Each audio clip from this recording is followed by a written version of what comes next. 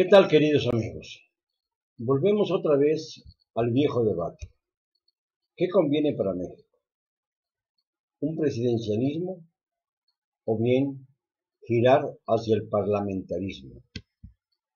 Hace algunos años, conversando con Diego Fernández de Ceballos, me decía que el exceso de asambleísmo iba a detener el gobierno de la República, porque ya entonces se vivían una serie de debates que resultaban absolutamente inútiles. Sin embargo, pese a este diagnóstico funesto, el hecho es que cada vez cobra más importancia lo que se dice y hace en el Congreso de la Unión. Por ejemplo, tenemos ya una voz discordante, que es la de Ricardo Monreal, que es morenista, que es nada menos que el que preside la bancada morenista en el Senado, en donde además el presidente de la mesa directiva es otro morenista, Martí Batres, que conocen bien toda la historia de nuestro país y sobre todo las circunstancias que se están dando ahora. Bueno, pues bien, Monreal decía que le preocupaba profundamente el hecho de que los asesores del presidente estuvieran equivocándose en sus estrategias. Y yo digo, bueno, pues esto lo hemos denunciado varias veces en estos micrófonos. Así es claro que hay asesores del presidente que más parecen querer desestabilizar al país que auxiliar al presidente en las tareas más importantes de la vida nacional. Y creo que entonces debemos tomar en cuenta las palabras de Monreal. Y creo que el presidente también debe tomarlas en cuenta, porque no todos los que están en el gabinete han funcionado. De hecho, yo les aseguro a ustedes que no conocen ni siquiera los nombres de la mitad de los miembros del gabinete. Conocemos los nombres de los más trascendentes, el canciller, el secretario de Educación, la secretaria de Gobernación, pero no conocemos los nombres de otros funcionarios porque sencillamente no han sabido actuar y están calladitos nada más esperando las consignas matutinas para poder llevar adelante algunos proyectos poco interesantes en realidad. No ha habido anuncios espectaculares, salvo lo de los trenes del Istmo y del Mayab, el tren Maya. También el hecho de cancelar el aeropuerto de Texcoco para construir el de Santa Lucía, en donde la Semarnat, hay que decirlo también con claridad, se ha opuesto terminantemente porque puede perjudicar a 61 comunidades y además no es el más adecuado para las condiciones ambientales de esta ciudad tan saturada de polución. Imagínense si hay ya la reglamentación desde hace muchos años de que no circulen automóviles con tales terminaciones en sus placas cada día, variando obviamente. Imagínense lo que significa multiplicar por cientos la contaminación que producen los aviones cada que aterrizan y cada que se elevan. Esto no parece cosa menor, es algo que debiera haberse estudiado desde antes para tratar de que el aeropuerto famoso no estuviera tan cerca de la zona urbana. Sin embargo, no se trata de seguir cuestionando al aeropuerto porque inmediatamente empiezan unos depredadores de la vida nacional a decirnos, no, lo que pasa es que usted tiene intereses en el viejo aeropuerto. Yo no tengo ningún interés más que el relatar los hechos tal como los he visto. Y por ejemplo, en el caso del aeropuerto de Texcoco, he pasado por allí varias veces y yo sigo viendo entrar camiones cargados de travels y de todo tipo de elementos de construcción, lo cual revela que las obras no han sido detenidas del todo. En cambio, en el caso de Santa Lucía, que ya sirvió para que haya una enorme cantidad de amparos, pues todavía no se pone a funcionar. Se dice que a partir del próximo lunes, 1 de julio, habrá de comenzarse las obras, a pesar de los amparos que existen por parte de la ciudadanía ante este acuerdo, esta decisión del poder público. Recuerden ustedes que el amparo solo sirve cuando se trata de señalar una conducta excesiva por parte del poder. No se puede uno amparar contra una empresa, por ejemplo. No se puede uno amparar contra un individuo, por ejemplo. Se ampara uno contra las instituciones o contra algunos funcionarios que no actúan correctamente y que pretenden imponer su ley en contra de los deseos de la ciudadanía. Para esto sirven los amparos y para otras cosas, pero siempre que se trate de evitar los abusos de poder.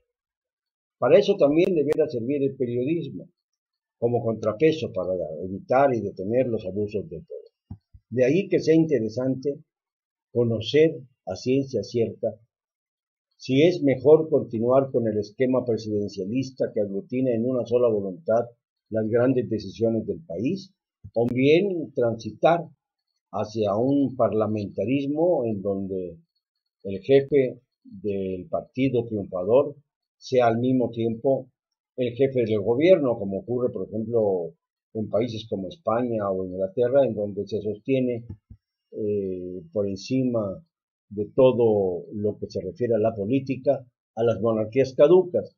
No es nuestro caso, nosotros no queremos monarquías ni queremos ver aristócratas, aunque ya de hecho los hay, ya hemos hablado de este tema, pero no vamos a hablar de que en México un parlamentarismo tuviera que basarse en una monarquía caduca que lo permita.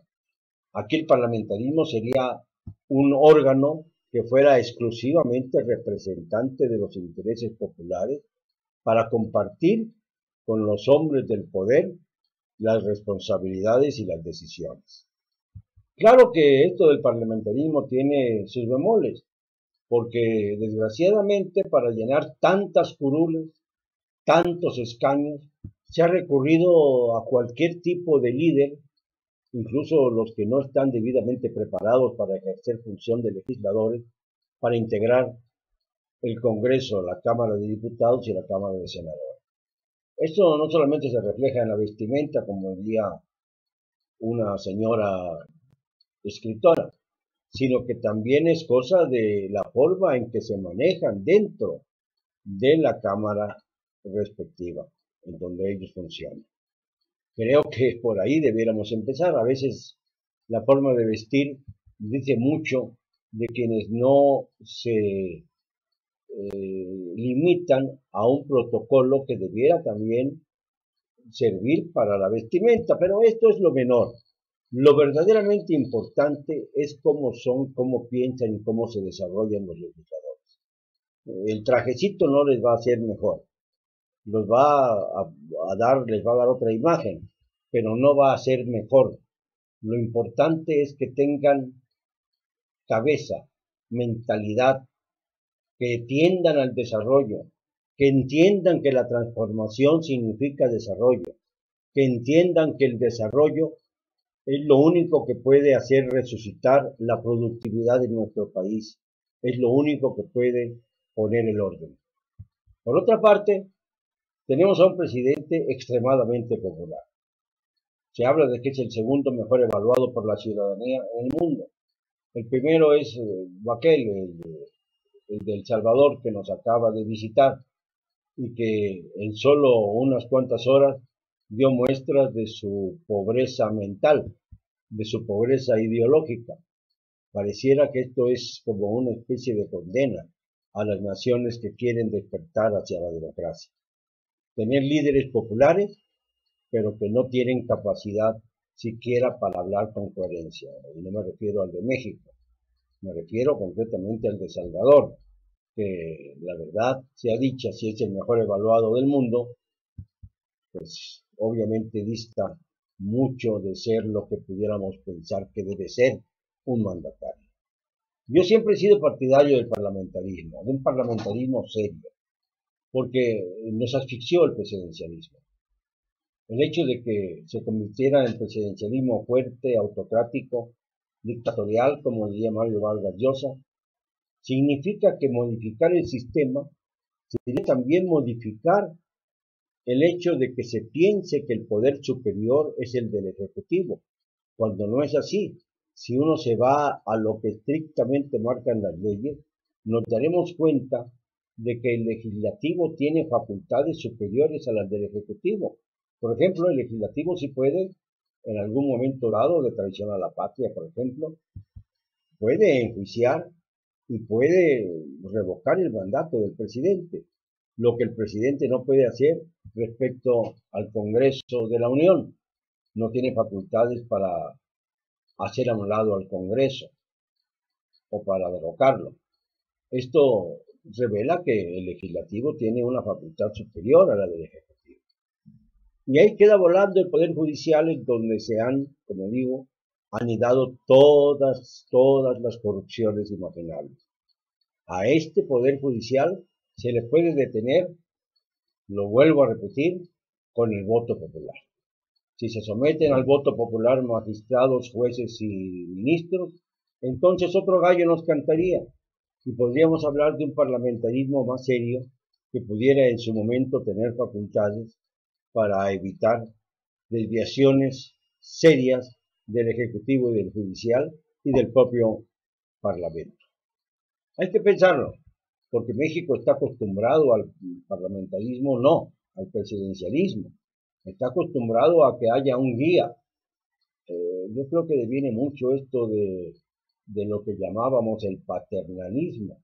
Los mexicanos se acostumbraron mucho a que desde la colonia tuvieran que ser dominados por un elemento que se sentía superior y que determinaba las vidas de todos los que de ellos dependían. Y de allí vino toda esta secuela que acabó con largos mandatos, por ejemplo el de Santana, luego el de Benito Juárez, sin que podamos comparar a uno o al otro, y por fin el de Porfirio Díaz. Acabado el porfiriato, comenzó la era del partido único, el PNR, el PRM, finalmente el PRI, que suplieron las dictaduras con un largo periodo en el que evidentemente la corrupción se apropió de la patria mexicana. Entonces la cuestión está entre si seguimos hablando de un presidente fuerte o si preferimos a un parlamento serio. No sé ustedes, pero me imagino que el debate debe comenzar. Digámoslo siempre con cero cobardía.